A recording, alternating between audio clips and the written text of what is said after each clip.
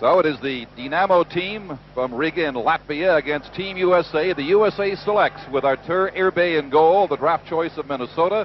Most respected goaltender in international hockey, as John told you, in the World Championships, the MVP last spring. Chad Erickson goes out of the University of Minnesota Duluth. His coach, Mike Serdich, is from the same school. He's behind the bench for Team USA. A little different. Normally the Soviets are in red, the Americans in blue. It is just the opposite here in Orlando tonight as the Soviets backpedal to their own zone. Samariak in the corner playing it ahead now as the Americans forecheck and try to keep some early pressure on this team from the Soviet Union. Don, that's the style that the Americans want to try and employ. Attack in all zones to slow the Soviets down. Here they come with Samariak carrying it to the corner, losing it there. David DeVita for the United States clears the zone back to center ice. And the Soviets backpedal inside their line to come forward once again. Again, close checking by the Americans pays off at the blue line. In they come, the flip down to the corner, and the race is on. For the USSR, Chudinov comes up with it, and he gets it back to the blue line and finally out to the neutral zone. Left wing pass for Zinoviev. In across the line they go. Here's the backhand pass coming to the far side. Crunch for the Soviet Union, takes quite a check in there. Jim Maher for the United States tries to clear, can't get it out. Soviets keep the pressure on. Good scoring chance there, but McEachran clears. We're on the second minute of play. Good skating, wide open hockey so far between the USA selects and the Soviet team from Dinámo. Here's a chance for the Soviet team, but it's broken up quickly by Maher inside the line. He sends the Americans back with a shot that drifts wide from the stick of Tony Amati barreling in. McEachran behind the goal, tries to center it out. The Soviets come away with it. Good hitting by the Americans early, Don, and it's clean hitting, staying out of the penalty box. Wide open left wing pass. There's his shot, and out to block it is Chad Erickson. Great stop on the play. Still more pressure from the Soviet team. Right in front. The shot goes over top of the net. Blasted high by Fandol. Now for the United States. Picked up by Harkins. Back to the blue line. They take it inside. Irbay beside his own net handles it there. The U.S. puts the pressure on. Coming in is Nelson. He couldn't get a shot away. Larkin with a chance. Soviets come back, end to end they go. Here is the shot, deflected just wide. Almost fooled Erickson on that one. At center ice. Larkin goes down. No penalty call. A Soviet referee, two North American linesmen work the game. That's what's interesting. It's a Soviet referee, and he's letting these players just go out and bang each other. And once again, I'll mention it, that it's clean, solid hitting thus far by the Americans. We now have an offside pass. Here's some of the hitting we were talking about as the Americans move across. Good, clean body check. Great hit on that play. I believe that was Breslin moving across. McEachran threw probably the best hit of the period so far. And also credit Erickson, Don, with a fine save. His first save was a breakaway. Quick shot into a cluster of players. They'll drop the puck all over again, just inside the USA blue line with 2.5 minutes gone in the opening period. One thing we've noticed over the years is the fact that the Soviets have picked up their face-off work. Winning draws. It wasn't too long ago, they very seldom would win a face-off once they came over to North America. Chance now for the United States. Shot into the Soviet zone. U.S. digs it out. Here's a quick shot at it. Blocked by Irbay. Got a glove up as that puck was headed to the top left-hand corner. The coaching staff for the Soviet Union have talked about Irbay's play this year. We all know how great of a goaltender he is, but he's had some problems concentrating. Not here, though. As the puck's moved in front, there's a quick release. Irbay will go down, yet keep his arms up high. And he's also very good with the goal stick.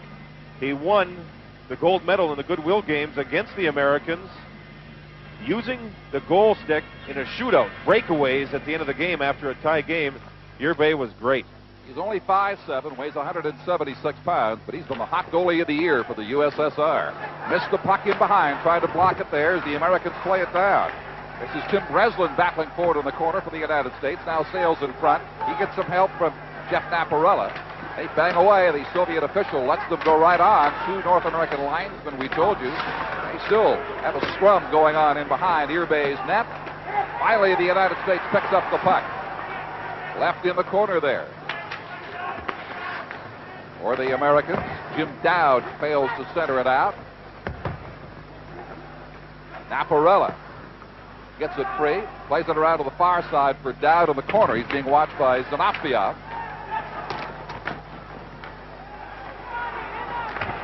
Finally, the Soviets come away, so the United States did not get a shot in that sequence in and around the Soviet goal. Good sliding save there by David Tretowitz of the United States, blocking the Soviet drive from Onarak. Another chance. Eriksson with a save there. The rebound is in the net. Karch, number 6, put it home on the rebound for the team from Latvia. Karch is one of the better puck-handling skilled players for this team from the Soviet Union, and he never stopped skating. It was a good save off the point shot from Chudanov. Good save by Eriksson, and you see Karch. See how he's still moving? Moves in, grabs the puck before anybody could check him, and scores on the rebound. Karch did not stand still. Here's Eriksson's view from the point shot, and the rebound was kicked out front instead of into the corner. 1-0 Soviet Union. The Kakrin with Amati and Harkins on the ice now, and it's whistled down on the offside. With 4 minutes gone, the Soviets lead by a goal. Shudinov and Zanarnak got the assists on the goal by Alexander Karch, making it 1-0 at 3:52 of the opening period here in Orlando, Florida. That gives Karch 5 points in 5 games during this tour of the United States playing against college teams. The Americans penned the Soviets in very well, but did not get a quality scoring chance. Once the Soviet team got out of their zone, didn't take them long to score. And territorially, they are equal if not superior, but the Soviets get the better scoring opportunity. Another big hit by McEachran, back in the corner to the left of Yerbay. Big body check on Grigoryev, and he was very slow in getting up. Here we see the the Americans standing up with a good body check at center ice by Mayer. And Bandul, still doubled over very slowly, makes his way across to the Dinamo bench. That's a player the Soviet team can ill afford to lose tonight. Vyacheslav Bandul, speedy center, been with this team since '88. And his right winger is also a quality player in Belyavsky. Remember, the Soviets play in units of 5. The 3 forwards and the 2 defensemen play together as a unit. Here we have a penalty. Interference, the indication, the first penalty of the night, the Soviet referee Anatoly Yegorov. And the Americans will be a man short. Jim Maher gets a penalty. You'll see on the near side, they call it interference. He moves in and takes the body. He continues taking the body well after the puck had left the area. So the Soviets get the first power play. They're 3 for 18 during this trip to the United States, 16.6% efficient.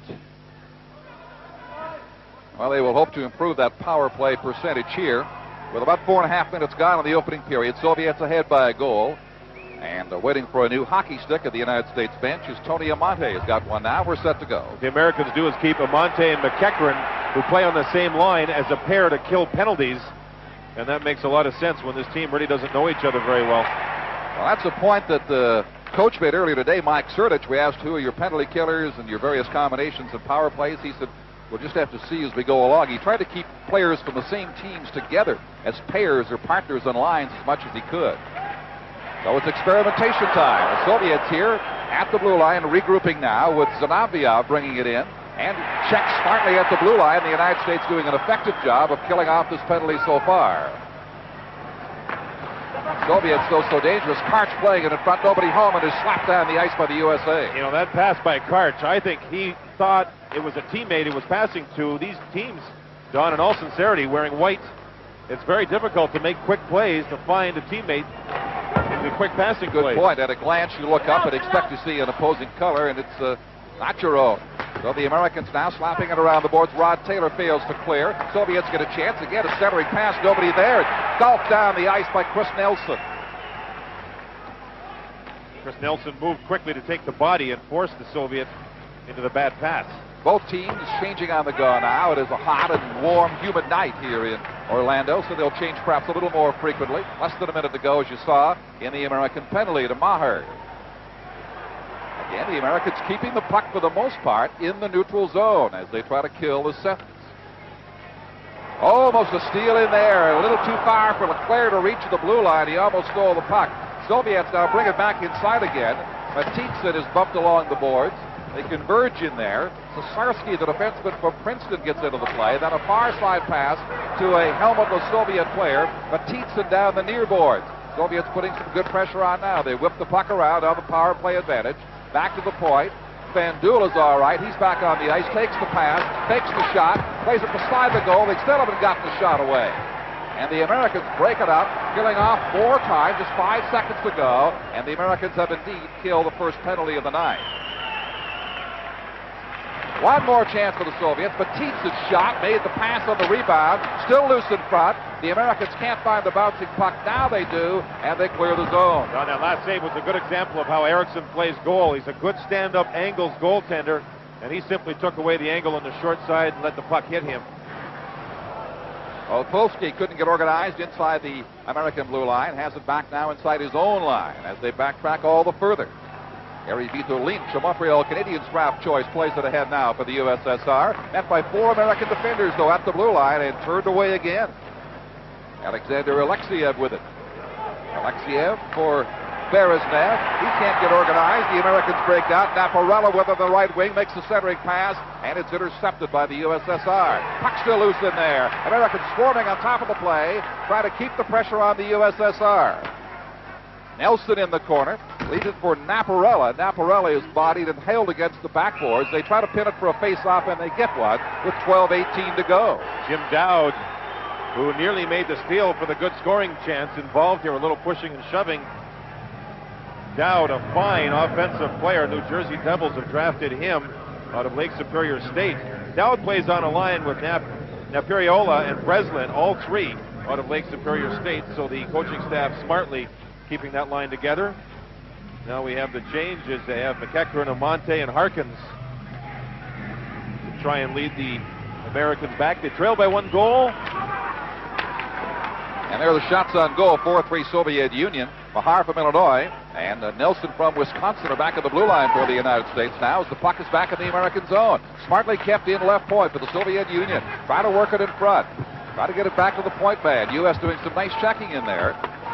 That is Mahar with it back on the ice, makes the check. McEachran waits for the pass, digs it out, and fires it across the ice to Harkins. Too far for him at the Soviet blue line.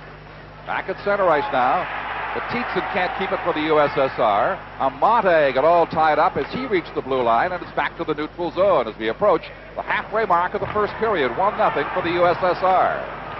Here is the pass to Pavlov, right wing pass, and off the stick of the goaltender Chad Eriksson from Minnesota Duluth, and back down the ice it goes. Golbas Kaklaps for the Soviet Union, lost the puck, hard swap shot by Jay Moore, just floats wide. 4-3 shots on goal favoring the Soviet Union. The Americans are continuing to force here. Harkins moved in, forced the turnover. So far the Americans, once they've created turnovers, are not hitting the net on Yerbay with their shots. Left for Karchin behind the goal. Brought forward by the Soviet player Zanafiov as it rolls inside the United States blue line. Zanarek with the puck circles the American goal. Stopping on the near boards, back to his point man. The slap shot goes wide from Zanafiov. Good check. Soviet player picks up the slack, though, comes over to the near boards. The Americans get a chance to clear. Taylor takes his time, makes the right wing pass, and he digs it out for Snedden. Snedden at the blue line, went over and back, and it's called right there by the linesman, Belmont. So it's 1-0 for the USSR, almost midway in period 1. Here's a good example of the board work we've been talking about. The Americans taking the body strongly and making sure the puck stays on the boards and then out of the zone. McEachran is one of the forwards, working and working. 3 Americans, 3 Soviets. The puck is pushed out over the blue line. Good attacking board work. John LeClaire from Vermont centering the line for the United States now, along with Larkin and Ronan, who's a real digger according to his coach, Mike Surdich. Soviets putting more pressure on the United States. In the corner, David Trenowitz from Clarkson University has it around on the near board. Soviets maintain the pressure inside the line. Work it up to the point. LeClaire jams it free to center ice and backhands it down the ice. United States in pursuit. It is Ronan chasing the puck. Can't get a stick on it. Comes around to the near side now of the Soviet zone, and they'll endeavor to clear, and they do. Get it out to the neutral zone. Fanul with it. Left wing pass, rink wide. Setting his man up for the backhand shot. No, he's hammered by the goaltender, Eriksson, as he goes in beside the net. Took quite a shot. DeVita came back smartly too, Don, and cut him off as he was heading to the net. Cut him off with a real good check. Newell leaving it in there. The shot directly on. Lost for a moment. U.S. comes in to smother it back now at the doorstep of Eriksson, who does drop on the puck. Van Duel had the puck in the neutral zone with a sharp pass, set up the scoring chance, and Eriksson smartly covered it up. First team All-American last year at the University of Minnesota Duluth. Chad Eriksson in goal here, 5'10", 170 pounds. They say when it's time to play well in money games, he's very good. Here's that pass. Van Duel with one long cross-ice pass. Now watch DeVita come across and take out the Soviet winger cruising to the net. That Van Duel passes it well. And Eriksson got his licks in too, as you saw. For the Americans now is Jim Maher from Illinois battling. He's been everywhere defensively for the United States. Very strong, working there with Chris Nelson as they bump and body the Soviets in behind and finally win possession of the puck. Comes out to Breslin near boards, and he ricochets and relays it down the ice. 9:12 to go now in the first period. The only goal of the game from the Soviet Union for a 1-0 lead. Nelson, they try to headman the puck. They dig it ahead almost to Naparella, but they couldn't get it to him at center ice. Americans trying to open the play up a little more now, and they'll come forward, utilizing that speed, certainly in the neutral zone. Flipped out inside the Soviet blue line. Breslin chasing it in there in the corner. Out in front was Naparella. They couldn't get the pass to him. He was wide open, so instead they'll bump and battle in behind. Breslin going down. Gets some help now as they play it on the near boards in the Soviet zone. Andy Cesarski from Princeton with it. Can't keep it in on the point. Back to the American end of the ice. 8.5 minutes to go in the period. Teams changing on the go. Not too many whistles here. They've got to do that predominantly. Centered in front, a great chance there. And the rebound. Tremendous scoring chance by Harkins on the rebound after a shot by Amati, and they're kept at bay by Arthur Irbay. Irbay's best saves of the period, and that all comes out of good forechecking by the Americans. The board work has been good. Now the Soviets right back in, getting a chance. Here's the pass to Pavlov in the slot. Couldn't get his shot away. Centered. Eriksson almost put down on him. McEachran picks it up. Fails to clear the zone. Amati brings it forward now. And behind him with the puck is Harkins. Harkins shoots it inside the Soviet blue line. Americans changing once again, keeping the shifts to a 35 or 40 second maximum. 7:45 to go in the period. Back it comes to the neutral zone. Soviets almost got a break. Fedorowicz recovers for the United States. Then Pavlov keeps it in there. Pavlov getting it back to Pantaveyev. Here's a shot right on, and Eriksson has control of that. Sayes with a big shot. It was a turnover in the American zone, and the Soviets with one quick pass found the defenseman open. And Sayes had a good shot at Eriksson, who held the rebound smartly. There you see how open that defenseman is, but a clear line of view by the goaltender Eriksson. Not only did he make the save, but he held on. Watch Amante move in front here.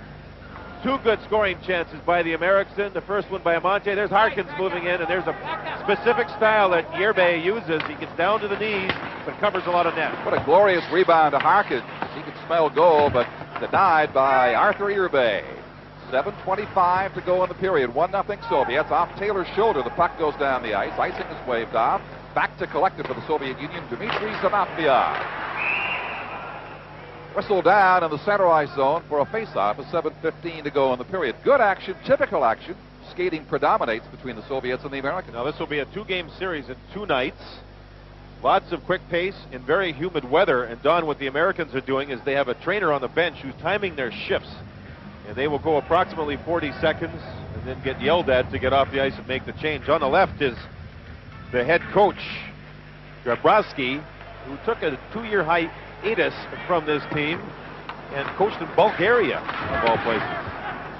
Jay Moore is centering Snedden and Taylor on the ice for the United States now, but Karch has it for the Soviets, stopping at the top of the face-off circle in the American zone. Now backpedaled. Makes the pass there, leaves it there for Zanarak. Zanarak circles the net, drops it in front, and hands it right to Dennis Snedden, and it's cleared from the zone. Soviet number 13, Evgeny Samariak with it. Gets it across to Zanarak into the zone. Behind his goal is Eriksson to clear. Play a little sloppy at this stage. The Soviet rudely upended there. Number 13 hits the ice, Samariak. No penalty call from the Soviet official across the ice. He's the man in charge, the referee. Loose puck still inside the American blue line. Backhand shot. Eriksson couldn't find it. It sails wide on the rebound. Oh, boy. Now there'll be a penalty called. Yeah, and I think it's on the Soviets, number 11.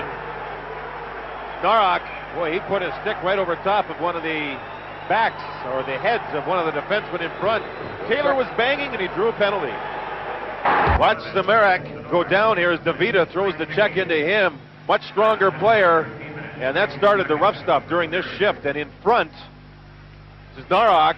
You'll see his stick go right back over top of one of the American players. I believe that was DeVita. So the Americans get the power play.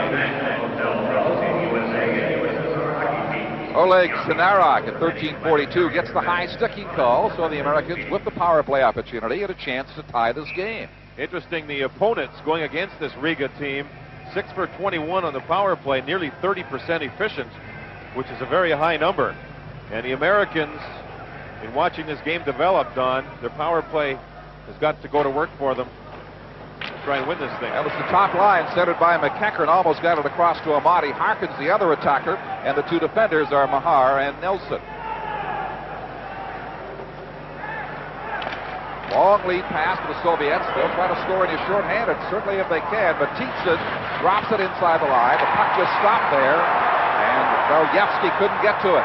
Here's Amati being sent in. Amati shooting, and a great glove save. The rebound, he missed and fanned on a chance waist high. But Urbe there to be a hero for the Soviets once again in goal. And they clear.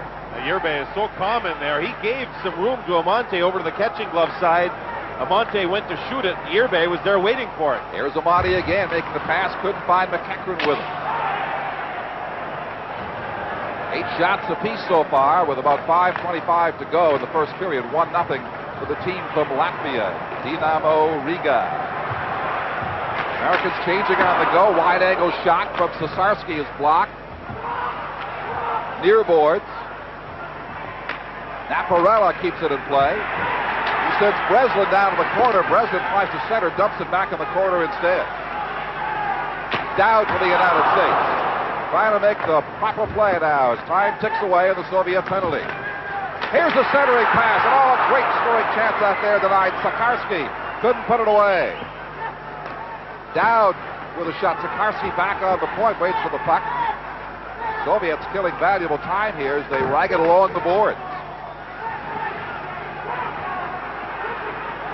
They take more seconds off the clock. Finally, the Americans with it. Here's the pass right in front. Loose puck bouncing free, and the Soviets clear it down the ice. The power play worked well done. Good puck movement, a couple of quality scoring chances. The Yerbe, who looks like he plays goal in a rocking chair, totally relaxed back there, making the saves. They have killed the penalty. Back at full strength now, about 4 minutes to go in the opening period. Pavlov for the Soviets brings it down the boards. He is bumped there. Puck taken away by John DeClaire. Right in front, it's left there, and Eriksson quickly has to pounce on it.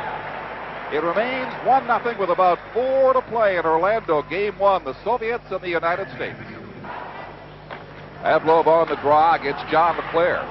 Soviets win it. Shot will fly into the spectators in behind Eriksson with 3:58 to go in the opening period. This arena is the home of the Orlando Magic, the very popular expansion team in the National Basketball Association. I think it will be the home for maybe a season with the new Tampa franchise that Phil Esposito has moved to Florida. Announced today it'll be home job of the NBA All-Star Game in 92 as well. Here come the Soviets down the left side again with a chance. Eriksson came up and cut the angle down and got away with it against Siplikov, who couldn't get a good shot off on him. Or the United States now. It is LeClaire being tied up at center. Fedorowicz can't get to it. Soviets almost got a break in there, but Andrew Ronan is there to block that attempt.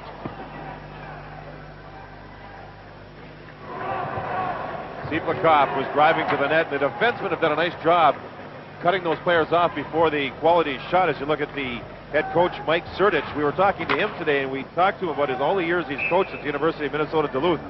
Who were his best players? The first name out of his mouth, Brett Hull. Then he mentioned Tom Curvers, Kurt Giles, Bob Mason, Jim Johnson.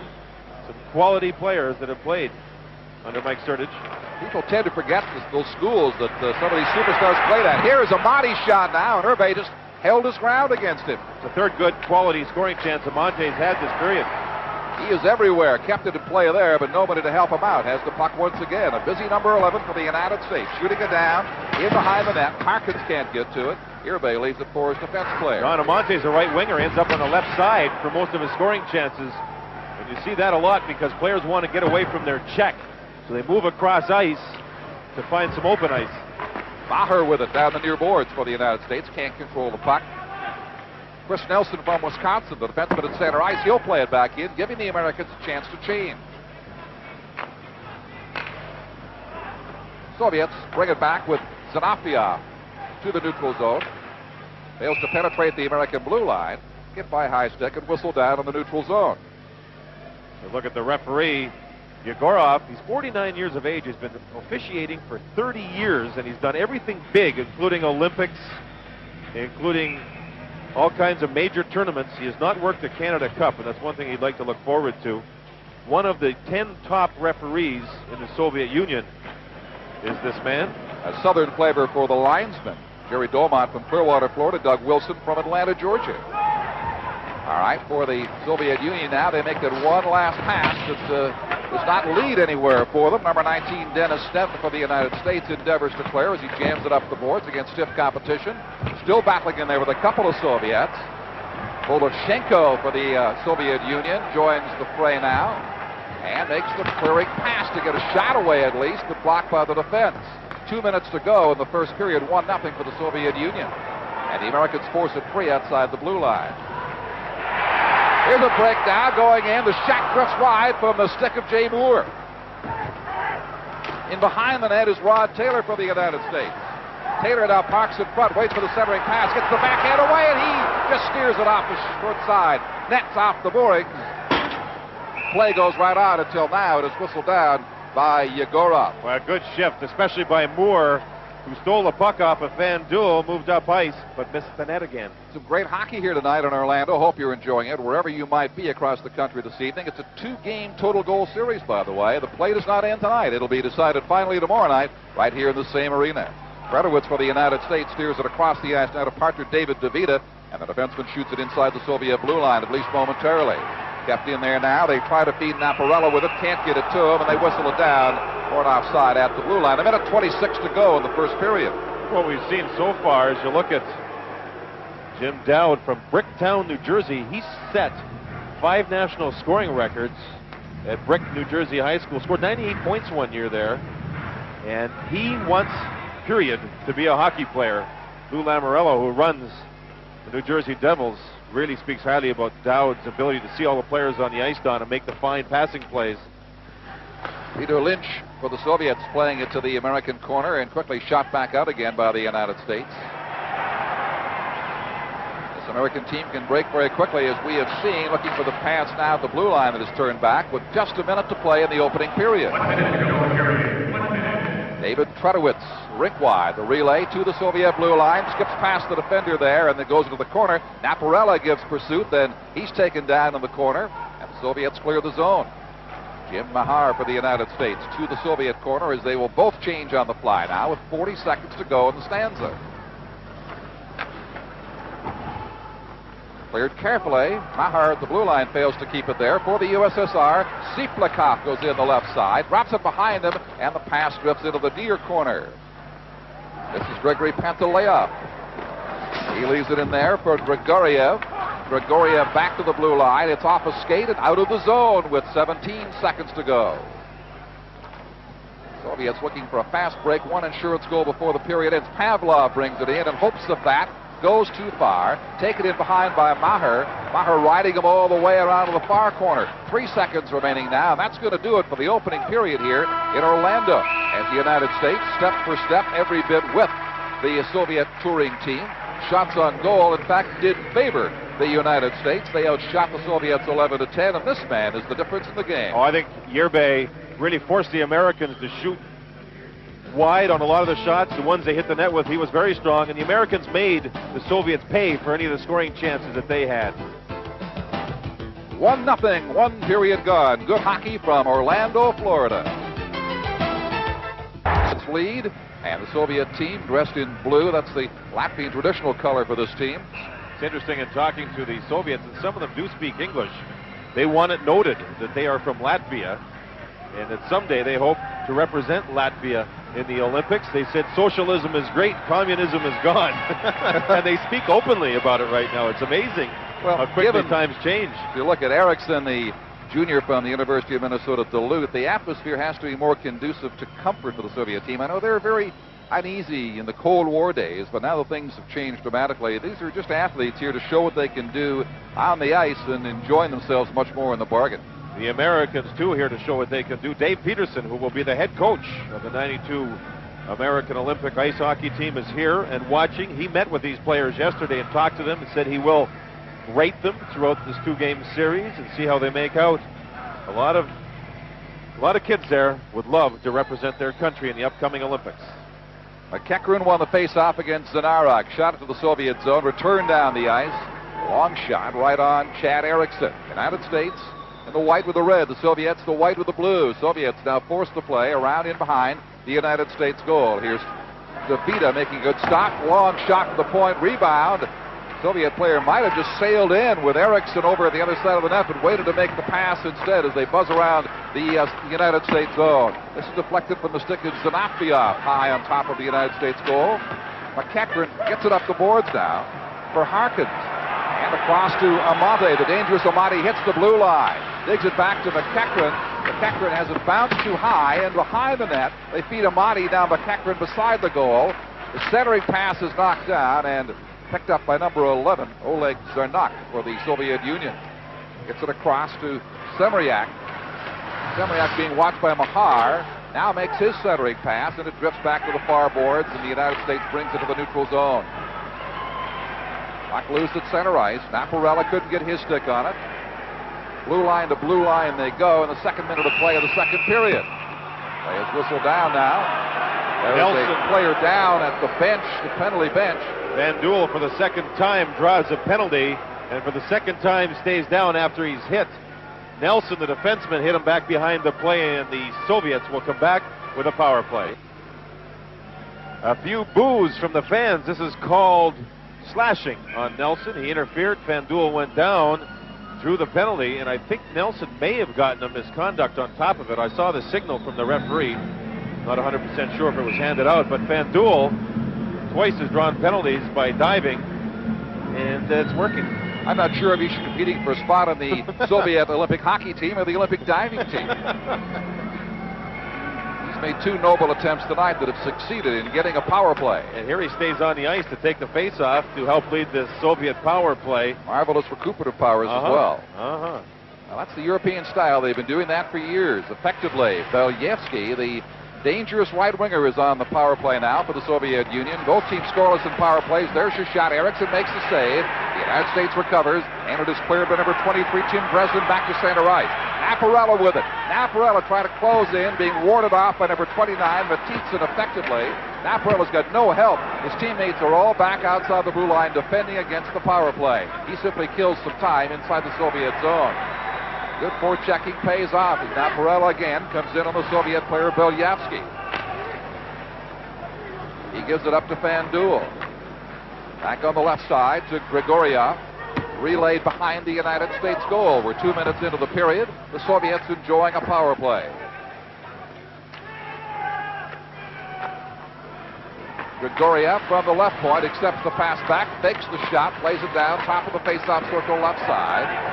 Turned back into the corner by Opolsky. They try to center it out now, taking plenty of time, the Soviets are, with 47 seconds to go on the power play, and a shot down the ice. A near break for the United States, Dennis Snedden. Again, held at bay as the U.S. forms a wall outside their own blue line to greet the attackers coming in. In they come nonetheless, though. Shot is blocked, picked up, and cleared down the ice. Very smartly by Snedden. John Gorman with a real good block of the shot. And we now have a stoppage. Perhaps too many men on the ice. No, there's a Soviet player in front of the American bench, and the Soviet player gets caught for the penalty. I believe that's Matitsin. Each team will get penalties, both slashing calls. USA number 19. Andrei Matitsin, that's another slashing call, offsetting the previous penalty against the United States. So both things remain equal. The U.S. will go on the power play when their penalty expires. I think both teams, yes, Sneddon got a penalty too, Don. So all right, that offsets that. It'll remain a power play for the Dinaмо Riga team. Catch now at the blue line for the Soviet Union. Steered by Zarnak into the zone. Fighting him off is Tredowitz for the United States. They try the near boards to clear and succeed. Chase is on. In pursuit is Zinoviev.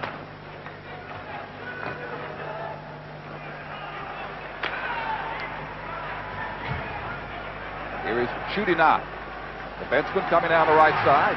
Warded off by Tredowitz of the United States again effectively, and they clear the zone one more time. Now, the American coaching staff felt that their forwards had lots of speed, and we're seeing the speed in this game. They also felt the defense may lack some speed. But so far, the American defense has not been beaten to the outside. They've played it rather smartly, and they've been very strong in pushing the Soviet players off the puck. First penalties expired, so they're at full strength now with the Soviet Union. Just the two offsetting slashing penalties remained in the penalty box. About 4 minutes into the second period, 1-0 for the USSR. Here's a chance now for Zanarak, coming in with a pass, couldn't get it across to his teammate standing in front, Evgeny Semyarak, and the United States, Amati comes away with it down the right board. Big Amati inside the line, setting for the shot, lets it go, and is blocked in front by the sliding defense player. But still in the Soviet zone. Chudinov made the big play there for the USSR. For the United States, now Chris Nelson lobs it in, deflected almost on the net. Dmitry Zinoviev for the Soviet Union. As they go back with help from Chudinov now to play it around the near boards and out to the central neutral zone it comes. Zarnak eludes a check from McEachran. Chudinov takes it back into his corner. Almost had it intercepted in there, but does get it out to Harry Vito Lynch. One of the young players drafted by the National Hockey League, the Montreal Canadiens, on his right. Yeah, that sounded funny when you called him Harry. It's his first name. That's a little different, isn't it? Probably Harry to be correct in terms of pronunciation. With 5 minutes gone in the period. Still 1-0, just that goal about 4 minutes into the opening period, the difference in the hockey game. But both these teams give you the feeling they can put some goals in the net and run up the score in a hurry if they get a break here or there. But good goaltending both ends has prevented that. In the neutral zone, they battle for it. Tim Breslin trying to control the play. Soviets win this battle now and bring it ahead. Delayed penalty and behind. Could have been a hooking call in there, or a high sticking call against the United States. So the Soviet player approaching the blue line. So the USSR will have the power play advantage once again. Jim Dowd gets the penalty as he's hooking up high over the shoulders, and you see his stick sliding up there, and that's why the referee decided to make the call. So the Soviets go on another power play here, the second in the second period.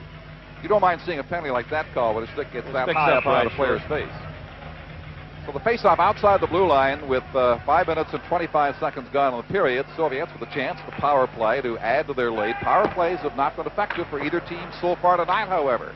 The United States has done a good job of staying with the attackers inside their zone. They bring it out here again smartly. Gorman let it slide down the ice. Naparella, the chief forechecker for Team USA, is the lone man up front. Soviets now quickly inside the line. Skating around Tredowitz, the shot is forced wide. U.S. has it, and here's number 17, Naparella watching as Breslin brings it to the blue line and simply lets a long shot go in on airbay. Naparella and Breslin, a terrific job as a pair in the second period, killing penalties, very aggressive. Good speed in the neutral zone, reading plays, and playing well as a pair. They do this also together at Lake Superior State, so they're familiar with this penalty-killing situation, doing a very fine job, as you say. And now number 16 pokes it ahead, Jay Moore. Dennis Sneddon with it. They've negated the Soviet power play almost completely. You're seeing good speed, quick players make for good penalty killers, and the speed of the American forwards doing a good job. Tietze brought it inside the line, and Moore's there to shoot it out off the referee. Finally, play is whistled down. It hit the referee, went back into the American zone, so the linesman quickly stopped the play, which is a proper call. Now this team from Latvia plays in the Soviet Elite League, and the best-known player they have produced that North Americans may know is Helmut Valderas. He's a prolific scorer back in the 80s with the Soviet team. Took a run at the National Hockey League late in his career. Didn't have much left to offer. With Minnesota, I understand he's now teaching school and coaching in Minnesota. Coaching, that is, in Minnesota. A bunch of young kids. Helmut Balderas and Arturs Irbe, the two big players that have been developed by this Dinamo Riga team over the years. They have more in the making here. Almost a chance for the United States there in front. Nelson got his stick on it. Couldn't control the bouncing puck. And we are into the final 30 seconds of the Soviet power play, which hasn't amounted to a whole lot. Good American forechecking. The digger Ronin there puts a check on a Soviet player, delays his emergence. Now Blackov brings it in the blue line, and that is called offside. Pavlov in with it, ahead of the play with 12:51 to go in the period. There's been so far, with 15 seconds remaining on the power play, just one angle shot that Chad Erickson had to work with, as the Americans, led by Mike Srdich, have shown no respect whatsoever for the power play of the Soviets. And he watched the Goodwill games last summer, saw the Americans' success as they were one goal, about 25 seconds away from winning the gold medal. They ended up losing in the shootout.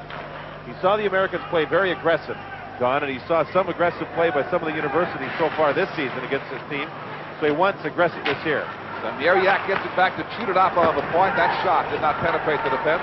Here comes the penalized player Dowd back on it. Look to headman the puck to him. Get it to him over on the far side against Chudanov. Makes his pass in there. Couldn't quite get it on the stick of his teammate Naparella.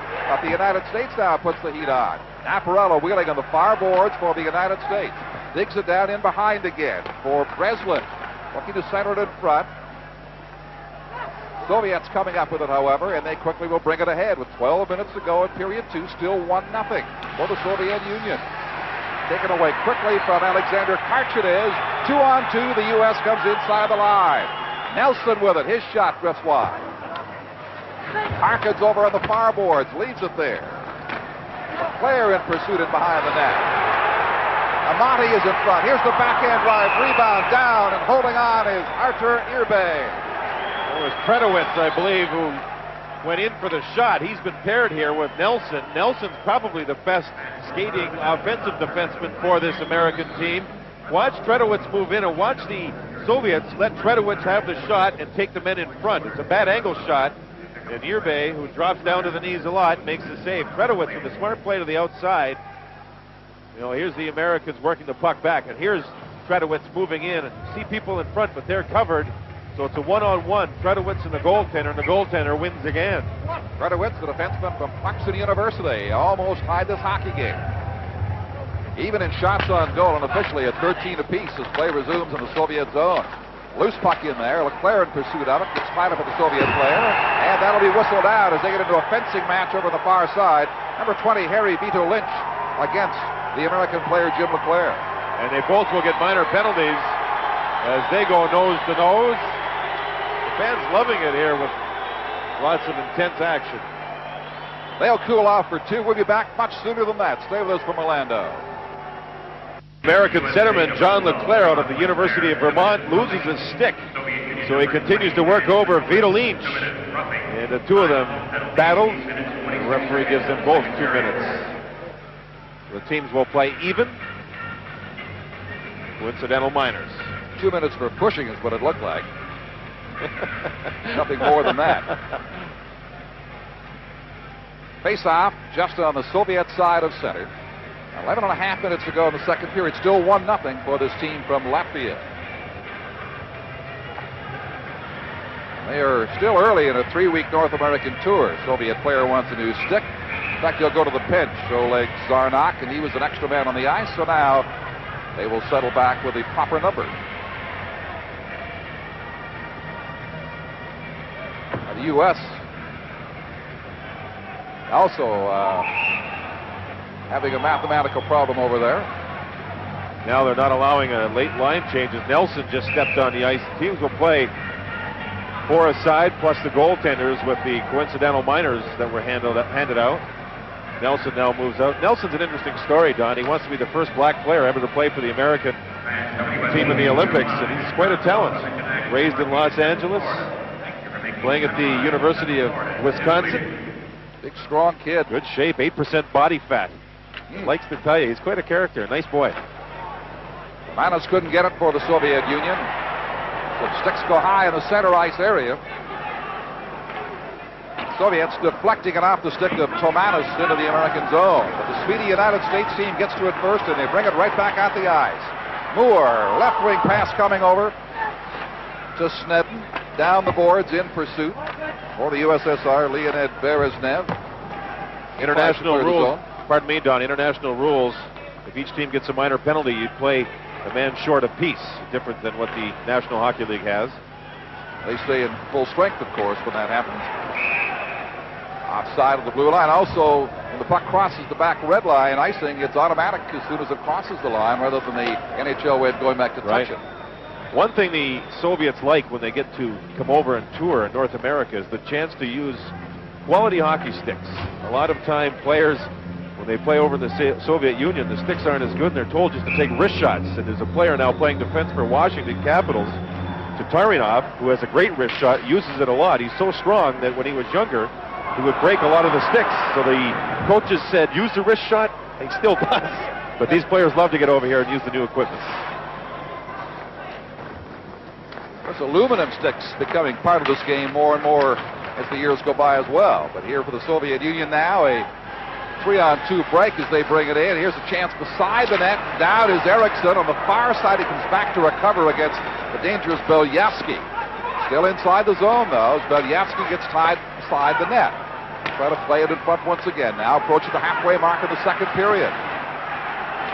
Soviets buzzing all over the place, and now the Soviet official will call a penalty down in the U.S. corner. McEachran will get the penalty, a hit from behind. Gorman earlier, the defenseman, Gorman saved a goal as the Soviets tried the wraparound. Sean Gorman moved across and saved one. Watch the hit here as McEachran moves in. Oh boy, the Soviet player turned his back just prior to the body check, and he gets up slowly. That's Belyavsky, who says he's the best kept secret in the Soviet Union at 26 years of age. Quite a character too. But he goes down and draws the penalty, and the Americans, with the aggressiveness here in the second period, the referee, who was quiet in the first period, has been more active in handing out penalties, and that may change the American style of play. They may have to. So far they have gotten away with these penalties, but you know, with the Soviet potential for scoring, it's bound to catch up. McEachran gets a penalty. It's a boarding call. You don't see it that often. No. There it is, boarding. What happened was the Soviet player turned and faced the boards. And so McEachran got caught hitting from behind. It was a bang-bang play. The referee termed it a penalty. Side bank down the ice to Arthur Irbay. Flawless so far tonight. Soviets now with the 4-man to 3 advantage up front, with the 2 other penalties still to be settled, the offsetting penalties. Just 3 defenders in front of Eriksson now as the Soviet team brings it forward. There's Nelson with it as they relay it back to center ice. Number 9 for the United States, Jim Dowd on the power play. Now the 2 previously penalized players come back on, so it's a 1-man power play advantage. 6 against 5. Down beside the United States, got a good check in there by Jim Mahar from Illinois. Crowd loved that. Comes back to Zinoviev of the Soviet Union. Takes the pass back, lets the slap shot blast high on top of the net and overhead. In behind, Soviets try to jam it by the side of the goal. They got a brisk power play in motion right now. Number 7, Chudinov with it. Passing it down beside the goal again. Getting belted in front is Zarnak. Tries to hold his ground there. Soviets take their time, make the play, and shoot it wide once more. Number 5 is Zinoviev keeping it in play. Over on the far side, it is fed to Chudinov. He gets it back on the right point. Lays it down beside the face-off circle again. Beside the net they come. Try to jam it in front. Americans down to make the check. This is Jim Mahar in behind. He'll fall and force a whistle. They need a change. The Soviets put the pressure on Nelson and Mahar with a great deal of work in front of their goal. There you see Mahar getting up, and he's tired, and he should be. What action in front. Nelson, his partner, both battled. Look at the people hitting. There's a great hit by Mahar in front. You see the Soviets during this power play, Don, the majority of the time kept the puck down below the circles, but in front of the nets, it was nasty. The Americans made the Soviets pay. to try and set up the scoring chance, and that's just exactly what you want when you have penalty killing in front of your own goal. Be mean and nasty, and they were. From the face-off, David DeVita back in the American corner. Down the ice it goes. Taylor clearing for the United States. Just 20 seconds left now in the Soviet power play. Time for one more thrust as they bring it inside the American line. Back on the blue line for Andrei Matitsin to handle. Number 21, Konstantin Grigoriev on the other point now as they will play catch back and forth. Take their time inside the line. Grigoriev with it. Back to Matitsin. His shot slaps it wide. Time now expiring. The United States gets the man into the penalty box, but they score. They scored just as the penalty had expired to make it 2-0. Van Duel will get credit, and his shot was partially missed. He almost fanned on the puck, and it squirted through the legs of Chad Erickson. It's an even strength goal. Great penalty killing, even though the pressure was on the Americans. And you'll see Van Duel here actually try to go high with the puck, fanned on it, and somehow it found a hole through the legs. Here's a nice pass from Belyavsky across quickly, and there's the puck squirting through the legs. So the Soviets get the big second goal here to lead 2-0. And Van Duel, who's been active, drawing penalties, gets the score. So there's that important second goal for the Soviets. With assist from number 14, Sergei Voloshenko, and number 29. Voloshenko and Matitsin are given the assist of the play, but McEachran for the United States scores!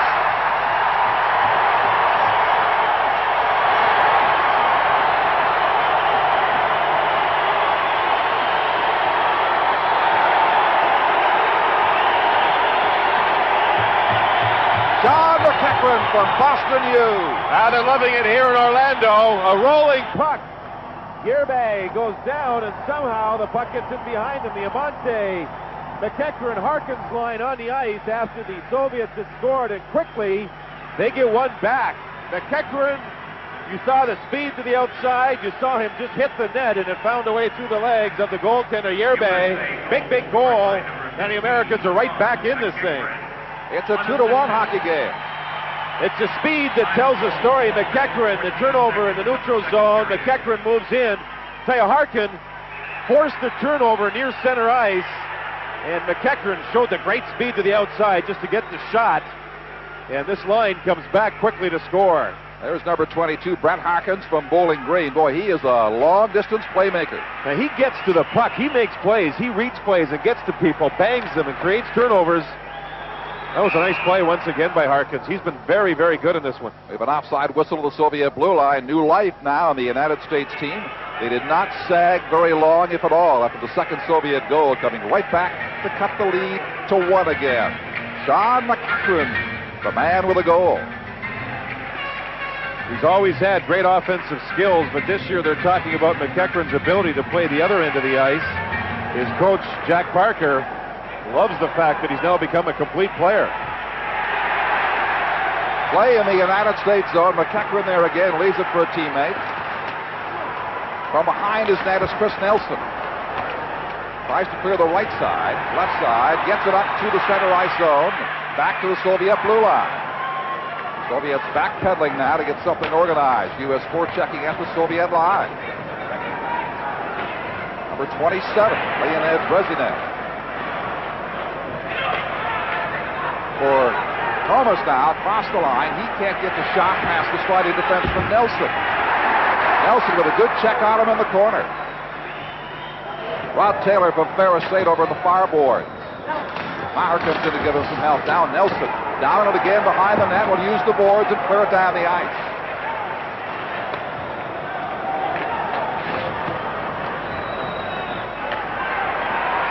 U.S. given new life by that goal. Taylor forcing it inside the line. Number 19, Snedden in pursuit in behind the goal. Moore parks in front for the pass. Can't get it to him. Soviets come away with it. Oleg Zarnok. Down the boards for Van Duel. Tries to backhand a pass out in front.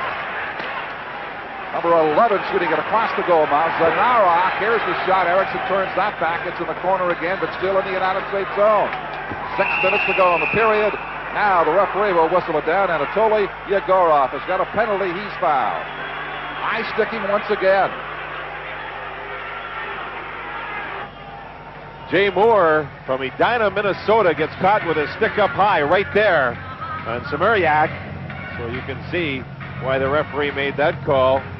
Moore, who's been very aggressive, banging and hitting, got caught. Samariak on the bench having some problems after catching the stick up high. So the Soviets, who haven't scored a power play goal, but scored a goal just after their power play had expired, get another opportunity to make it a 2-goal lead. All right, players are zoomed. About 6 minutes to go. Soviet power play is in motion once again as they look to widen their slender 2-1 lead. David DeVita battling for the United States behind the goal. Soviets wait to make that pass. So far, nobody in front. Now, two attackers drift out there. The puck is broken up. The United States gets a break here. It is a chance for Larkin, but two defenders caught up with him as he broke across the blue line. Here's Van Duel for the Soviet Union. Still loose in the U.S. zone. Golf right on Irbay. It's great to watch Ed Ronan kill penalties. He's the guy that forced that bad pass to set up the partial breakaway by Larkin. Watching Ronan play, he just goes at the opposition players. From Boston U, he seems to be everywhere, especially in short-handed situations. Almost gave it back to the United States. Larkin wasn't looking for it, couldn't control it. Fredowitz defending in the corner, waiting for the Soviets to make their move and perhaps for the U.S. to get the interception. Soviets taking their time on the power play, passing it in front. There's the shot. It drifts wide. A frustrated Van Duel did not get good wood on that, or accuracy. Less than 5 minutes to go in period 2. 2-1 for the Soviet Union. Broken up in front for the United States. Ronan almost cleared the blue line. Soviets maintain possession, though. This is number 5 with it. Dmitry Zanafian makes his pass left side. Now they center it out. Intercepted by the United States. Clear just over the blue line. Zanafian has it ahead now for number 9, Belyavsky, inside the line. Soviets maintain control. Eriksson has seen enough. He wants a rest. He'll smother it and force a whistle right there. Down the Soviets on a power play will take the entire 2 minutes if needed to set up one particular play for a scoring chance, and the Americans haven't allowed it. The closest they came was a cross-crease pass that the American defenseman read. I mean, Eriksson could be tired. Now watch this. You'll see them move out and try the pass across. In front, you see the Soviets working. They're very patient, trying to set up the play. Excellent penalty killing. There's Ed Ronan. Now he wears that shield that's fiberglass. When they have a stoppage here, he lifts it right up so he can try and get some fresh air and cool off somewhat. Some of the players wear wired cages, and they have a much easier time breathing, especially in this humid, hot air here. Many of the Soviet players who wear neither have got the scars from high sticks to prove it tonight. I shouldn't laugh, but that's hockey. Yeah, unfortunately. 4:23 now to go in the period. Soviets maintain the pressure. Grigoriev from the point. Makes a pass across to Chudanov. That's the time left, 10 seconds in this power play. They'll have to get their shot away quickly. Chudanov, though, unaware of that, takes his time. Makes the pass, accepts another one. Fakes the shot. Back comes Moore. U.S. at full strength. Once he catches up inside the blue line, they're at even terms now. The Soviets maintain the puck and blasted wide. Chudanov did. Maher can't clear it. Now they get a chance, slip it ahead. Long lead pass ahead. It's a clean pass. Amati going in, went too far, then gets taken down in the high. A penalty will be called by the Soviet official. Yerbey, the goaltender, moved out to take away Amante's shooting angle, so he faked the shot and went wide. He trapped the goaltender. All he had to do was wrap around the net and score, but he was hooked from behind. There you see the signal. So the Americans, after a fine display of penalty killing, will have their opportunity to tie this thing up now as they will go on the power play. The puck was rolling, and there's the fake shot. Now, Yerbey's way out, and he's down and gone. This little hook saved what could have been a wraparound goal by Tony Amante. We've seen McEachran's speed score a goal. We've seen Amante's speed draw a penalty here in the second period. So it's 16-18. The Americans put their power play into motion, but for now have to backtrack and collect the puck. Cesarski, used infrequently in this second period from Princeton, tries to make the play, spearheads it again. Gorman, his defense partner, couldn't take the pass. The Soviets get it out of there. Great chance for the Americans to tie this game late in period 2 with 3:15 left now. Clear down the ice. Sarsky in pursuit. Erickson holds it for him. Long lead pass is too far for Naparella. Sarsky ahead under some Soviet pressure now at center ice. The Americans not sustaining much in this instance will bring it forward once again now. Naparella down in the corner. Beat to the puck to the Soviet defender. They come up with it and quickly will clear the zone, bringing it forward. The McEachran line was on the ice when they drew the penalty. The Dowd line here is having trouble getting offense going. But here is Dowd now with a chance. Takes it in behind the net. Blast in front. Rebound, backhand, they score! David DeVita!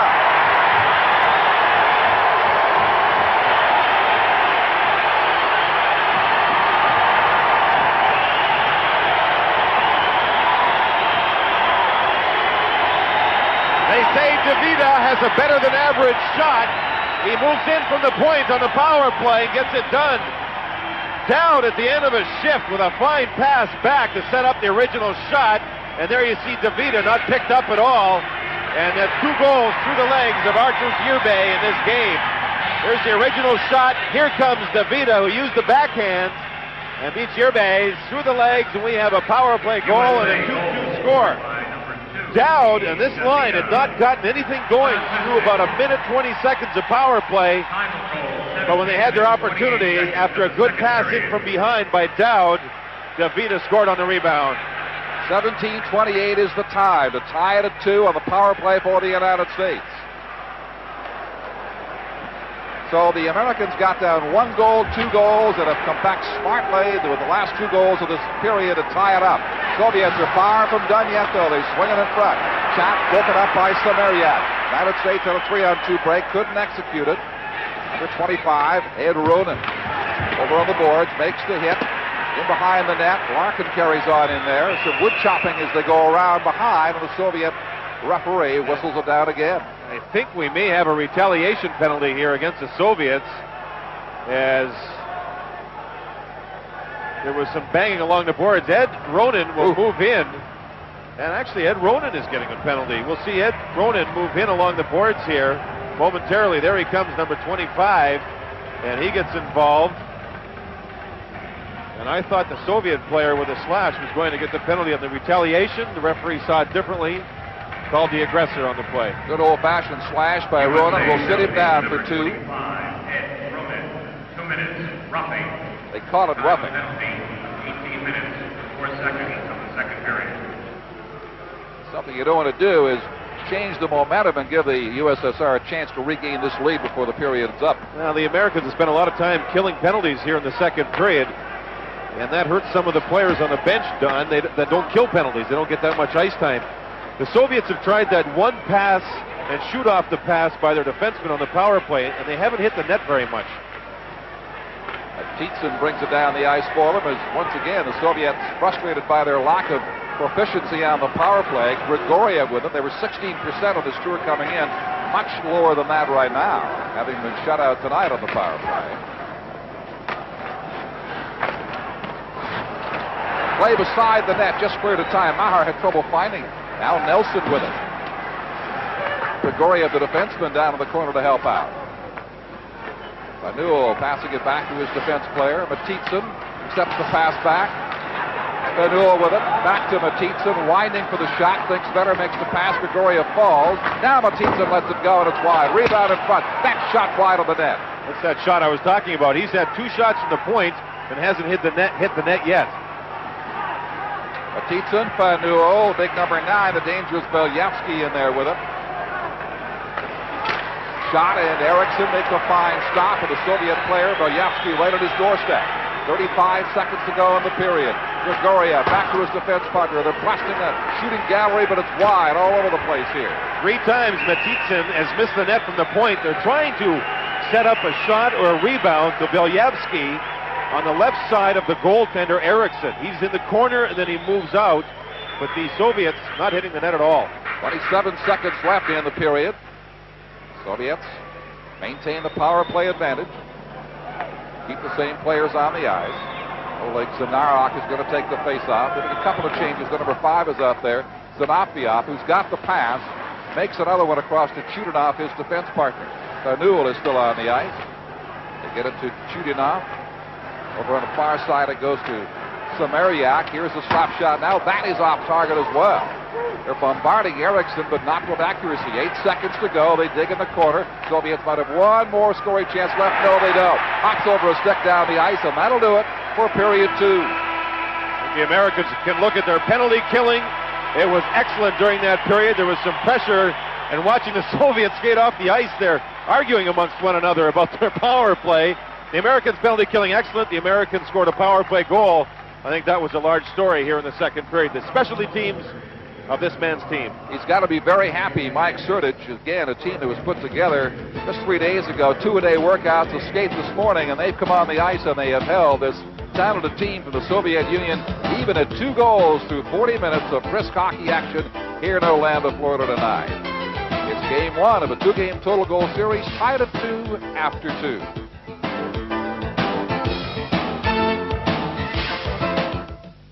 Set to go, the Soviet coach, he's got to be a little frustrated about that lack of output on the power play. Undoubtedly, Mr. Grabovski had words to say with his players in the locker room, but it's a tour to develop the Soviets toward their goal of the Olympics in 1992, as it is for many of these United States players. So the result of a poor period of the power play necessarily in itself isn't the end of the world, but it's a trend that has to concern a coach when he sees a team do this night after night. Coach Mike Surdich from the University of Minnesota at Duluth, his 9th year there, has done a marvelous job with that program, winning as coach in that school's history. And as we told you earlier, the likes of Brett Hull have passed his way at that school on their way to stardom in professional ranks. 2-2, the U.S. and the Soviets. They get it underway here in the final period. Eriksson solid in goal. Chad Eriksson from the University of Minnesota Duluth. Chudinov gets a shot away on him, just kept into the blue line, blocks it and kicks it about 10 rows high. Eriksson showing real good feet with 2 saves to start this third period as everybody gets pushing and shoving. The first shot is a low shot that he kicks out, and then the second shot, another low shot that he kicks out with his right leg. And Eriksson went around traffic to get himself to be able to set up for that point shot to play the angle well. As we see David DeVita having words. Eriksson is an angles goaltender. The coach, Mike Surdich, compared him to Mike Richter, who's now playing with the New York Rangers. Oh boy, is that some cross-check. That was on Tredowitz, taking quite a shot there from the Soviet player. No penalty called. Teams remaining at full strength for a face-off just outside the American blue line. This referee does most of his refereeing from the neutral zone, Don. The players are racing up and down. He pretty much goes from blue line to blue line. Maher gets it across to Chris Nilsson. And watched carefully. Pass eludes Harkins. McEachran there. He's got the dangerous Tony Amati with him. Soviets bring it back up the ice now. This number 13, Samariak with it. Evgeny Samariak tries to flip it ahead to Zarnak. Can't get it to him. McEachran gets taken out of the play by Chudinov down the near board. Samariak, left side, brings it in. Shot sails high over the top. Another play. Another point to make here as that puck was caught by one of the fans up high. And celebrates. Another point to make. The American defensemen have done a nice job either blocking the shot completely or deflecting that shot from the Soviet player into the stands or wide of the goal. If they don't get the job done, it becomes a screen shot moving through with Chad Eriksson. There's a high look, and you see the defenseman just backing in and then stopping, forcing the longer wrist shot. That puck was deflected high. And Duel lost possession, far side. Sean Gorman from Princeton clears the zone. Working ahead now, bring it down side. They've got the long pass over here, and the relay just missed by Naparella. Got too far and got to stick out a little bit too late. A great effort, though, just to get that shot. Soviets now at 2-on-1. Great play there with a sliding Sean Gorman. And that shot sails wide from Boldashenko. Boldashenko Right boards, makes his pass, quick shot. That is off target from Bandul. Then it's Don. That's 4 low shots so far by the Soviets. They're challenging Eriksson. They're challenging his feet here in the third period. Bandul, he's everywhere, getting an abundance of ice time. Makes the pass, that's broken up, couldn't find Matitsin. Jeff Naparella for the United States. 1-on-3, he's alone in there as they're changing in behind him. Takes the bump in the corner, gives the elbow back to the Soviet player, Berezhnev. Again, no penalties called. Eriksson behind his own goal. Davida. Petrenowicz in the corner. For Moore on the side boards. Broken up. Soviets maintain the pressure. They'll try the far side and clear that way. Touched, so no icing is called. I can't recall an icing call all night. I don't think so. Here's a hard shot. That sails wide. That generally means it's been a pretty good hockey game.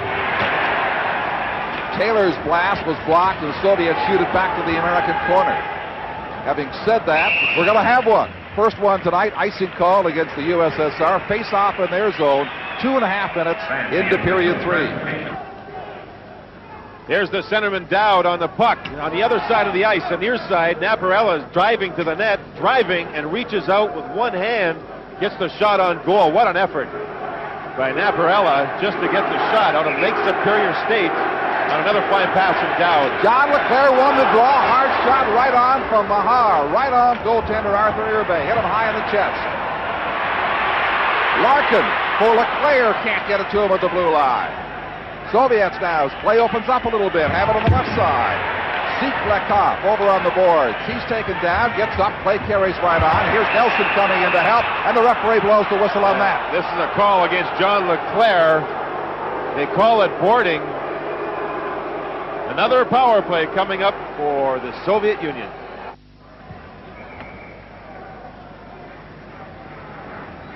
We see the board work, and you'll see LeClaire, number 12, come in late, and they hit from behind once again, and this is what the referee's been calling. 2 boarding calls against the Americans in this game, both hits from behind.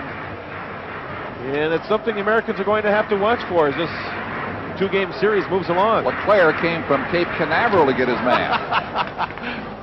No question of that infraction, but it may cost the Americans. They must defend against this power play. You figure the Soviets are due to score one time tonight, given the 6th chance they've had now with a man advantage. Americans out shooting them 19-17 in total to this point. Back to the point it comes now. Here's Chudinov down in the corner for Samariak, shooting across the ice. That blast goes wide. They bang it wide again, and it's deflected by McEachran. Lots of time left in this power play for the Soviet Union. Samariak with it, dropping it back to his point man Chudinov, across to the far side. That's turned aside smartly with the stick of Chad Eriksson. And the Americans clear. Chudinov finally hitting the net. Earlier, he grazed the outside of the goalpost. Soviets, this Riga team, trying to feed their point men for the power play shots. Here's Narok with it, number 11, taking his time back to Zarnak. It comes to the top of the face-off circle. Cross-ice pass, fake slap shot. Chudinov now backpedaling. They take plenty of time. Narok with it once again. Almost shot it out of his own zone. Americans simply in the box, protecting and waiting until they get possession now. They'll try to clear. Had a chance to, but they lost the opportunity. Gorman couldn't control the puck. Soviets win it back again. Here's a slap shot. That sails wide once more. Boy, they're off target tonight. The Americans down low towards the goal. Their defensemen, penalty killing, are playing so good and so tough that the Soviets, this Riga team, have had to use their point men for the shots. There's been no plays down around the goal net of Chad Eriksson. Everything is closed there. Those players are just knocking the Soviets down, leaving no one open. So the Soviets are going back to their point men for shots, way back above the circle. And there's Eriksson taking away the low portion. Good job with the rebound, putting it in the corner. Real sharp. He's gotten sharper as this game has moved along. He's a very calm, collected goaltender. By the way, the face-off will go all the way down to Dinamo Riga's end because a Soviet player put the puck into the stands. Another key face-off for the Americans. Mahar with it. Keeps it alive. Dowd falling on the play. It's taken away from him, and the Soviets will bring it out again. They try to headman the puck. They get it down into the corner to Opolsky, and it's brought back for a face-off. 0 for 8. Wow. The Soviets are the power play. The U.S. has cashed in one of just 2 opportunities here. They bring it out again with McEachran, getting it across on the right side. Monty in the corner. Out there with Brett Harkins. This line has been very effective. They can explode on you. Kretowitz keeps it alive for them down into that Soviet corner again. Harkins. McEachran. Well, the Soviets, Berezev tries to come in and help out. Here it is out in front. Amati's turned around, couldn't get good wood on that, falling as he shot it. The Soviets clear the zone. How did Amante get that off?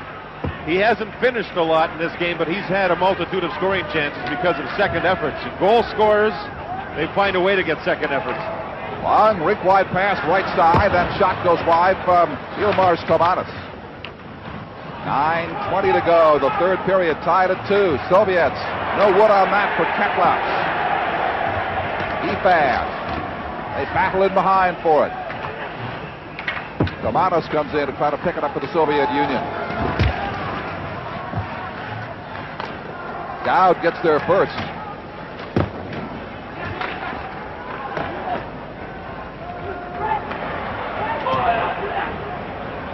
Breslin for the United States, pushing it inside the Riga line.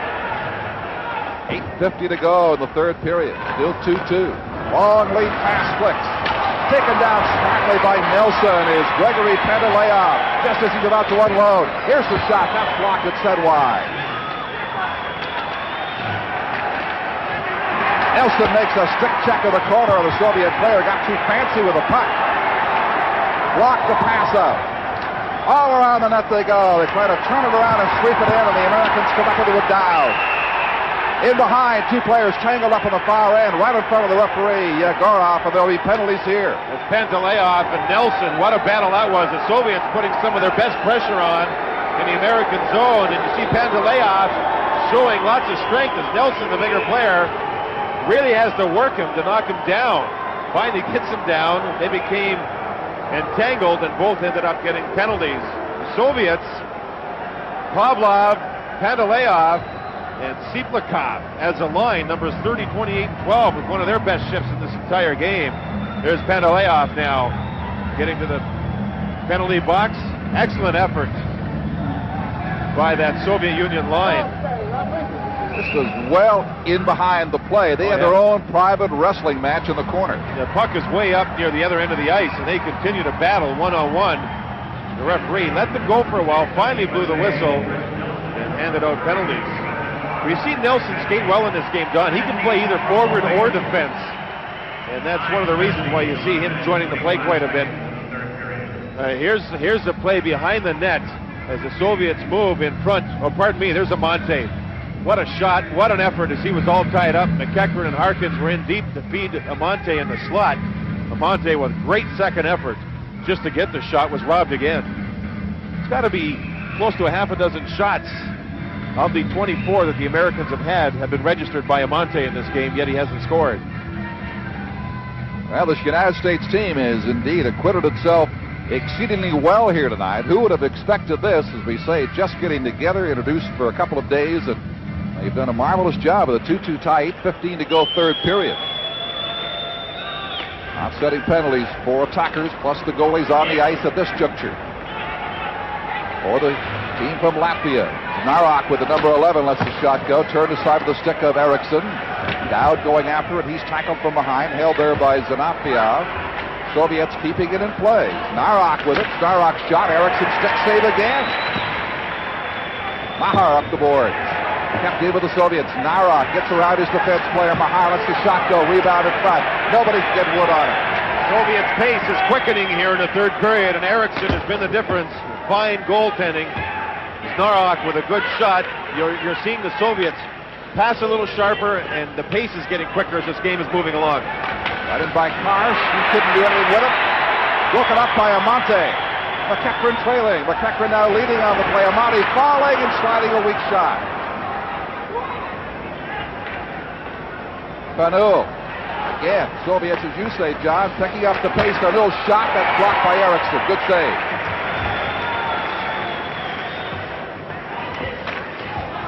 Abdul tries to center it. It's bumped off the puck. Amante for the United States makes a picture play, and it just missed from the short side, relaying it across the ice to his defense player, Andy Cesarski. Cesarski was wide open. He was on his backhand side, though. He's a left-hand shot. Amante will move into the offensive zone, stop and read the play.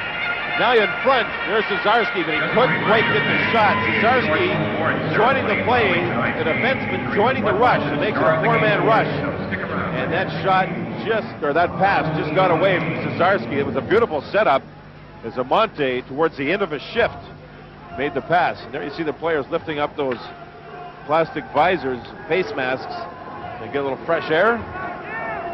Clear the fog, defog them if they can. 6:52 to play in the third period. 2-2. USA got down by 1, then by 2, and has come back smartly to tie it the second period. 23 saves for this young man tonight from the University of Minnesota at Duluth. He is a junior. Well, they talk about him as a money goaltender, making the big saves at important times. He's made about 4 of them here in the third period. Face-off, by the way, outside because Cesarski pushed the net off the mooring. Vladimir Sipnikov shoots it down behind the United States net. Pavlov goes to the near boards to find it in the corner, leaves it in there. Americans come away with it. David DeVita, he scored the tying goal in the game. He sends rolling away on the right side. His shot drifts off target. Still in that Soviet zone.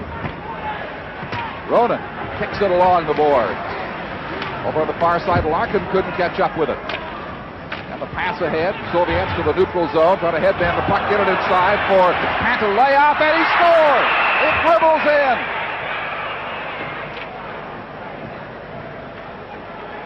Out of the penalty box, Pantaleov moved out, and the Soviet speed is quickened here dramatically in the third period, and he just took off like a shot. And Eriksson nearly made the save. Pantaleov will take this pass out of the penalty box, and he took the pass and put it through the legs. And we've seen a lot of goals in this game through the legs. Don, the way he took this pass to turn around and move into the offensive zone was something to marvel at.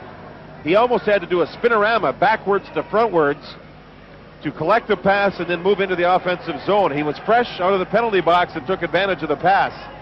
A nice play. Eriksson got a considerable portion of that puck, but just couldn't handle it. It just trickled in. There he was. You'll see him collect this pass and have to turn around. I mean, and he never stopped his legs. His legs kept going the whole time that he accepted the pass. I think what's fooled the goaltenders in this game, and you're seeing goals through the legs, is the fact that the puck's been rolling. A lot of times the shots have been taken, and somehow they're finding the holes through the legs.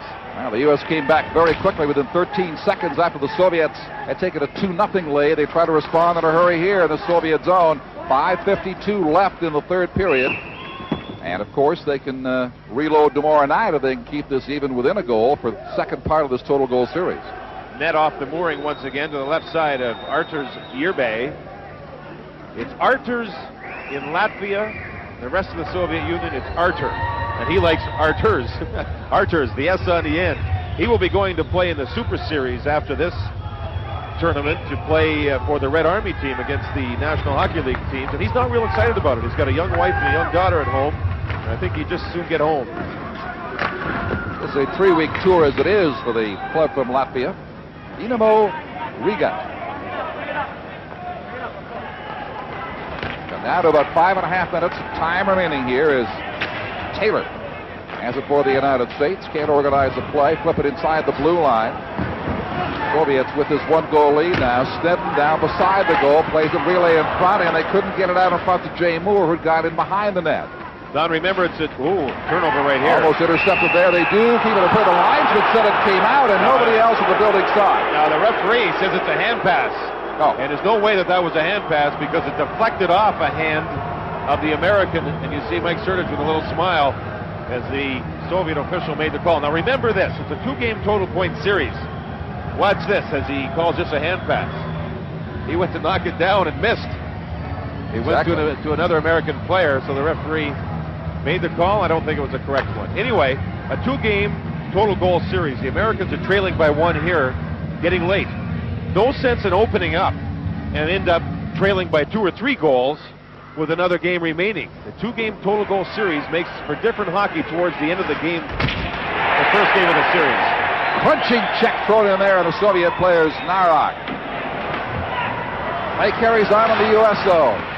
Vandul, far side, 2 American defenders on him. Titsin gets a chance. Vandul plays it back left side. Delayed penalty is indicated by the Soviet referee. And the U.S. touched the puck right now. The penalty is called. So the USSR will have the manpower advantage once again. 4:47 to go in the third period. It's 3-2 for the visiting Soviets in Orlando. Good punch to the back of the head. The referee spotted it, roughing the call. 4:47 left on the clock here in the third period. Power play for Dinaмо Riga, and it's a 3-2 lead for that same team.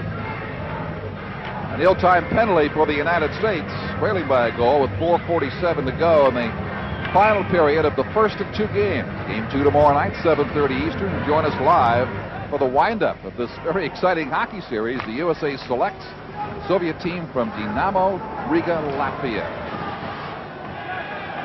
Vandul now keeps it alive. Matitsin with it, gets the puck back. Soviets try to work closer for a shot. They've been wild from way back. Matitsin to Vandul. He has his angle cut off, puts it back to his defense player. They'll wheel it around. Take all the time in the world, then shoot. Odd Erickson, rebound, scores. Vandul puts it in on the second opportunity. A rebound goal by Vandul. There was 9 straight passes by the Soviets, 9 of them. They controlled the draw, made 9 passes, nothing too fancy, and finally set up for this shot and then a rebound goal. 9 passes by this club, moving the puck around, staying wide, not taking anything serious as far as fancy plays go. There's the shot, there's the rebound as both defensemen got tied up with one man in front. I believe that was Belyavsky in front. And you'll see both men move over. Davida didn't see behind him. Vandul kept skating, and he banged the puck in out of midair. But Don, to watch this power play work, and it finally works for this team, 9 straight passes after the draw, finally the shot on goal and the rebound score. That is their pattern, of course, to take all the time in the world to set up the shot. Oh, the referee dropped the puck, and as he dropped the puck, Amante got caught knocking the referee down, and Amante has now been thrown out of the game. And Yegorov went right down on his keister and was upset immediately, and it was Tony Amante who knocked him down, and this does not help the American cause whatsoever. He gets thrown out immediately. Fans on their feet, booing the decision. It was right off the center ice faceoff. Yegorov, as Nelson appeals, Yegorov with 4:18 remaining, tosses Tony Amante out. The Soviets lead by 2. And if by chance Amante did it on purpose, that's not good. Frankly, we didn't catch it. It happened so quickly just on the faceoff there. It was really hard to tell what did happen, but Mike Sertich has lost a fine player, at least for the balance of this night. Now, the fans in Orlando get a chance to watch too much hockey, and they're going back to a habit that we used to find 15 years ago in this game. You don't see any more generally is throwing debris on the ice, delaying matters all the more. But it's a very dangerous practice to do this. Player catches a skate, serious injury could result. As John Davidson pointed out a while ago, as we came back from that commercial message, you don't see it very often in hockey, but we do here. Used to see it a lot, but not anymore, not often at all. It was a bad penalty that Mahar took. He punched the Soviet player to the back of the head. The Soviets took advantage of it for the 2-goal lead. Tomorrow night, Don, the Americans want to play aggressive, but they got to play smarter. They've taken 9 penalties, the boarding, the roughing style. Even though you want to play tough, you've got to play smart. That's hurt their club in the long run, mainly because when you're shorthanded 9 times, that's a good portion of the game in your own zone, killing penalties. You just can't get the offense going. These teams are at equal strength. That was a misconduct that got result in a manpower shortage for the United States. The penalty with the referee being taken down by Amante. Less than 4 minutes to go now. Soviets from their own zone. Erickson watching it. Slide pricing across the line beside him, and Sticks go high. McEachran now mixing it up with a Soviet player, Oleg Narnak. Grigoryev, I think, was in there too. As things really heat up, and this sets up for what should be an emotional game tomorrow night. And I think we've got offsetting penalties once again.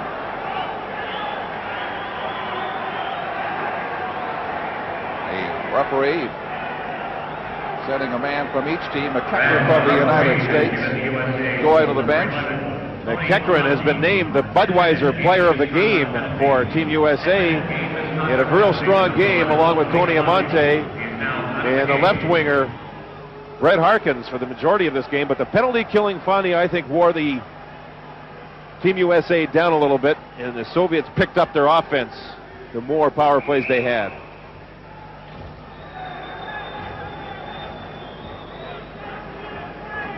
.346 to go. 4-2. Soviets with the 2 unanswered goals thus far in the final period, breaking back into the lead. 4 attackers plus goalies. Soviets break it out 2-on-1. Pass sent the receiver far to the left from Siplikov. No shot possible. Cesarski, long blast that is right on target, handled by Irbay, but not clear. The Americans keep it in. Down lets the slap shot go, gloved, and he drops it beside his goal, and this time succeeds in clearing. Because of that last shot, it was a bad clearing pass by Irbay. Set up that long high shot by Dowd. Irbay wasn't very happy with himself. So Berezhnev, the Soviet player that went off the ice on that last mix-up with McEachran. McEachran for interference and slashing to the Riga player. He tried to force it in right on top of Irbay, but Dowd is unsuccessful. He's taken down, and the penalty is going to be called. So remember, and I keep mentioning this, it's a 2-game total goal series. It's a 2-goal lead. As we mentioned earlier, Budweiser player of this game is Sean McEachran, currently in the penalty box, but 4-2 is the score. And as you say, if they can get closer than 1, it'll set things up nicely for the start of play tomorrow night. So for the Team USA here on the power play, Don, they don't want to rush things. They have a full 2 minutes here to work their power play. Here's the penalty. Goes down and he tripped up. Katlabs took him down and will take 2 minutes off for it. At 17-12, he gets the gate for tripping.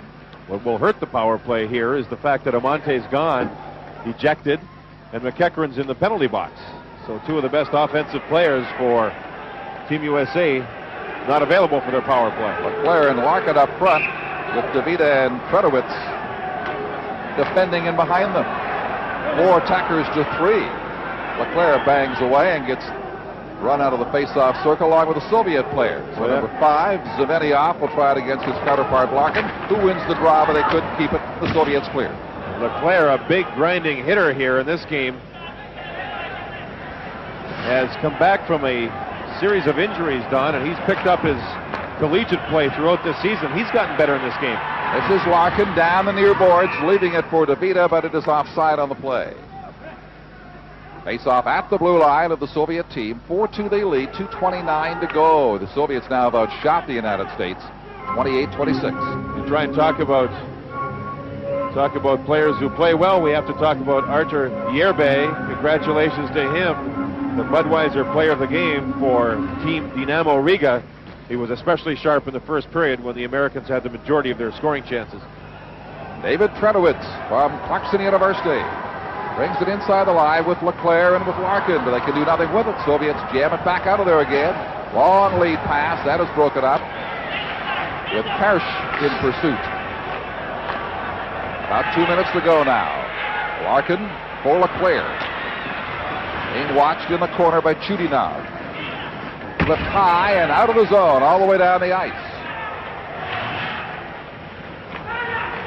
Very dangerous player, Belyavsky on the ice, makes the pass, and Erickson just steers that off target. What the U.S. doesn't need is to go down 3 goals here with tomorrow's game coming up in a total goal series. They Love to get one right back. Dowd swings in front, leaves it there, and behind the net, taken down on the play. Penalty's going to be called again. There'll be another manpower advantage for the United States. The Soviets finally will come in and touch the puck, and the penalty will now come into effect. And I think it's Grigoriev will get the call. Dowd smartly in the offensive zone had the puck. He was hooked up a little bit, so he spread out, took the dive, and it was a smart play. Here you see Dowd going wide in behind. There's a little hook. Now watch the legs come up. As Dowd goes down, it was smart. It's late in the game. There's 1:29 remaining, but perhaps this will give Team USA an opportunity to get back closely. A timeout's been called by Mike Surdich and the American squad to try and set up this power play, and the face-off will start in the Soviet zone. Konstantin Grigoriev in the penalty box while they take that timeout with 1:29 remaining. And how much is left on the other penalty? Will this be a two-man advantage? Well, we don't have the luxury of penalty clocks in the arena here. They give you running time and shots on goal, so we'll have to do some calculating. Looks like it's 58 seconds of two-man advantage. By my calculations, I think I might be wrong on that.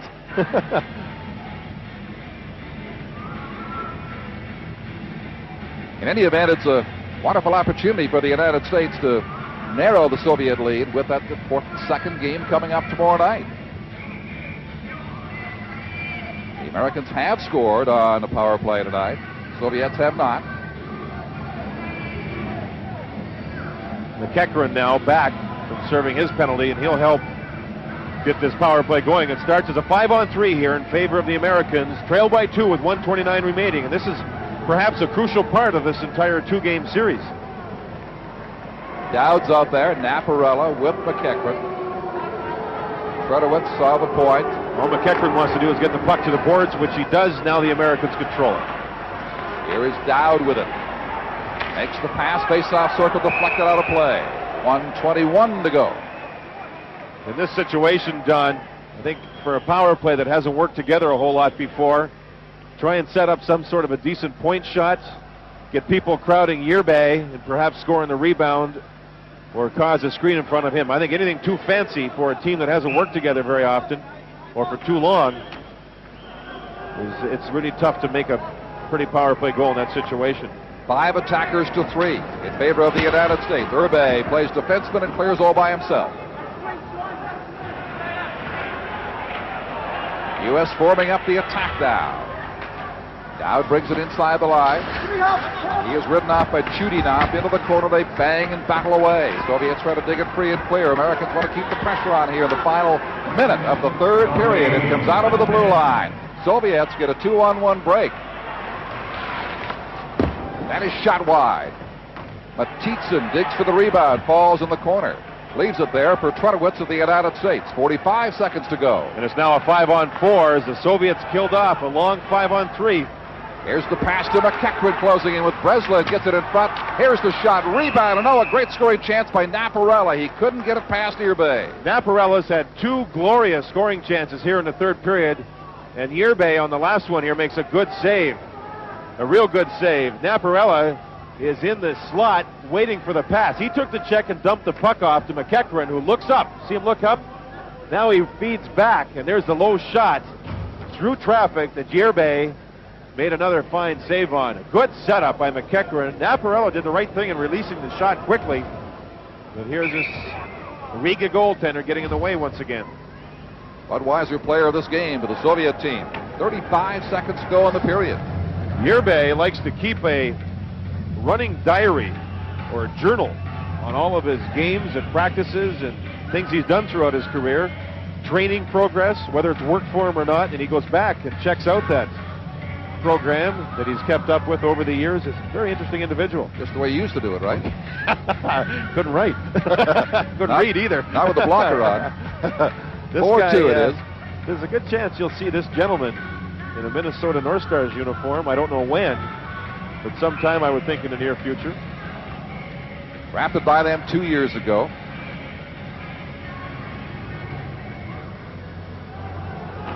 All right, McEachran on the draw for the United States. Puck rolls into the corner. Zinoviev for the Soviets tries to clear. Linesman gets pinned in the fray over there. Soviets finally clear the zone. 25 seconds left. Good penalty killing here by the Soviets.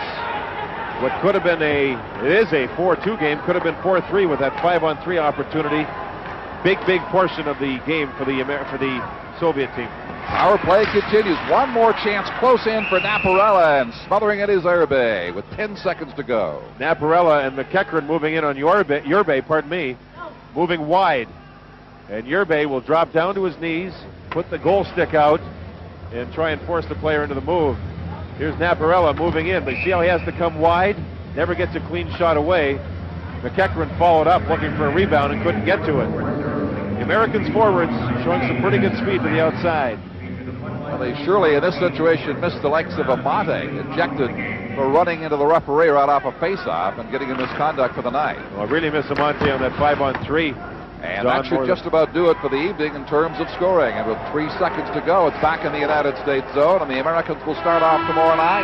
2 goals in arrears. The 2 goals they gave up to the Soviets in the third period, breaking a 2-2 tie in Game 1. 4-2 is the final for the visiting team from Riga in Latvia. We talked all game about the American penalty killing. Finally, it caught up to them as they took some unnecessary penalties in the third period. Then the penalty killing showed late for the Riga club. I still think that this should be a very interesting contest tomorrow as some of the players shake hands here. We'll have Game 2 for you, 7:30 Eastern Time tomorrow night. But here is the man of this hour for the Soviet Union, Artur Urbe. Handshakes all around for an exciting hockey game. This crowd here in Orlando loved. Hope you've enjoyed it too.